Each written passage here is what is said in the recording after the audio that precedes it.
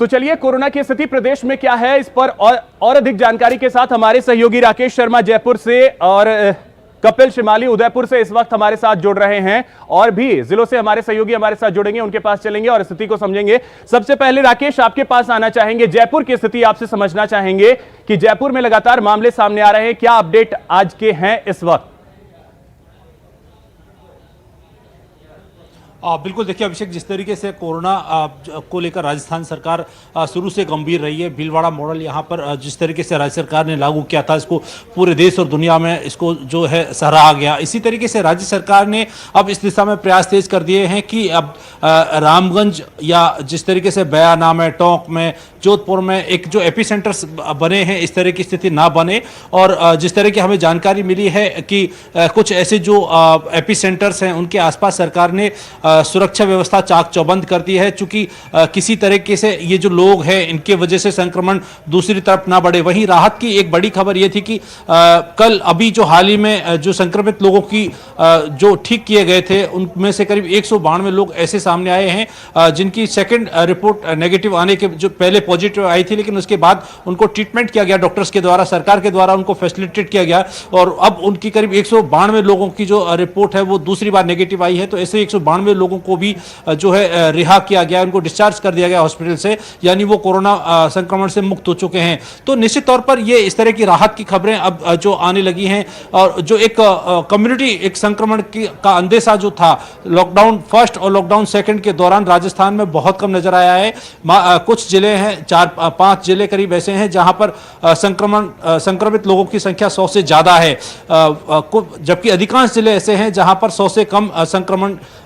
संक्रमित लोगों की संख्या सामने आई है। और जो जिन लोगों की संख्या सामने आई है, सरकार और स्वास्थ्य विभाग और प्रशासन उन लोगों के रिकॉर्ड जो बना रहा है उसके अनुसार उनकी ज्यादातर हिस्ट्री, ट्रेवल हिस्ट्री सामने आ रही है, यानी बाहर से आने जाने वाले लोग ज्यादातर संक्रमित सामने आ रहे हैं। तो सरकार निश्चित तौर पर इस मामले को लेकर संवेदनशील है। लॉकडाउन पार्ट 2 के बाद सरकार की रणनीति यह है कि इसको एक कम्युनिटी संक्रमण को किस तरीके से रोका जाए, किस तरीके से लोगों को बचाया जाए और ये ज्यादा ना फैले। इसके साथ साथ जो जनता है उसको किस तरीके से रिलैक्सेशन दिया जाए, किन किन क्षेत्रों में कामकाज शुरू किए जाएं, चाहे वो औद्योगिक क्षेत्र हो, बैंकिंग क्षेत्र हो,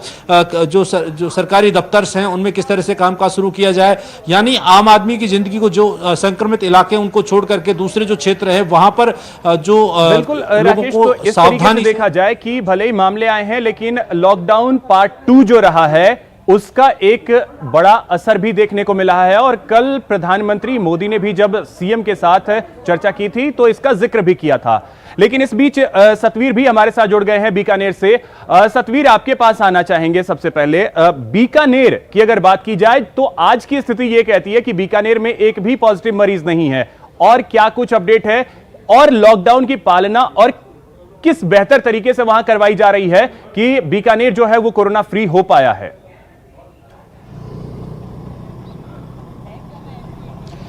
जी बिल्कुल, यहाँ पर प्रशासन की ओर से और खासतौर पे जो स्वास्थ्य विभाग ने भी पूरी यहाँ पे अहम भूमिका यहाँ पर निभाई, जिसके कारण से ही जो लोग काम कर रहे थे उसके कारण ही जितने भी जो पॉजिटिव मरीज थे वो नेगेटिव हो चुके। अभी अगर फिलहाल वर्तमान की बात कर लूँ तो बीकानेर में कोई भी पॉजिटिव मरीज है नहीं, क्योंकि 37 जो मामले यहाँ पर सामने आए थे जिसमें एक महिला की मौत हो चुकी थी और जो 36 मामले थे वो पॉजिटिव से नेगेटिव हो चुके हैं। फिलहाल एक बार तस्वीरें मैं आपको दिखाना चाहूंगा, अपने कैमरामैन धीरज जोशी से कहूंगा एक बार तस्वीरें दिखा दे। ये जो कोरोना योद्धा है जिनके कारण से ही जो लगातार जिस तरीके से इन्होंने अपनी ड्यूटी यहाँ निभाई है उसके बाद में यहाँ पर स्थिति इस तरह से नियंत्रण में आई है कि जो पॉजिटिव मरीज थे वो नेगेटिव हो चुके थे और ज्यादातर जो मरीज हैं अब वो बड़े नहीं है। जहां तक जांच की बात कर लूं तो अभी 133 जो सैंपल है उनकी भी जो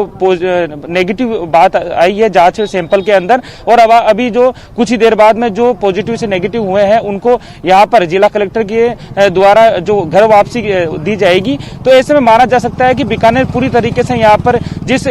संकल्प के साथ में लोगों ने यहाँ पर साथ दिया, जिस संकल्प के साथ में जो ये पुलिसकर्मी है जिन्होंने कोरोना योद्धा की जैसे काम किया, एक एक शख्स को यहाँ पर घर में बैठने की जो पूरी तरीके से भूमिका यहाँ पर निभाई, तो इसी कारण से बीकानेर अच्छी तरीके से पहल हो पाई है। और खासतौर पे जहां तक छूट देने की बात है, अभी तक यहाँ पर छूट देने का पूरी तरीके से विचार कम किया जा रहा है, क्योंकि अगर लोग बाहर निकलेंगे तो ज्यादा ये संक्रमण फैलने की जो बात है वो सामने आएगी। इसके कारण से अभी छूट देने के लिए फिलहाल यहाँ पे थोड़ी देर बिल्कुल सतवीर, तो जो बीकानेर ने बीकानेर ने जिस तरीके से संदेश दिया है उसे हर किसी को समझना होगा और साथ ही साथ बीकानेर के लोगों को अभी भी यह समझना होगा कि खतरा अभी टला नहीं है, भले ही इस वक्त बीकानेर कोरोना मुक्त पूरी तरीके से हो चुका हो। कपिल, आपके पास आना चाहेंगे, उदयपुर से क्या अपडेट है? लॉकडाउन 2 का बहुत बड़ा असर जो है प्रदेश में, देश में देखने को मिल रहा है, उदयपुर से क्या अपडेट?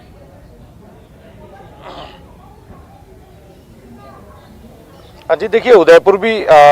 अभी अगर मैं कोरोना की अपडेट की अगर बात करूं तो उदयपुर में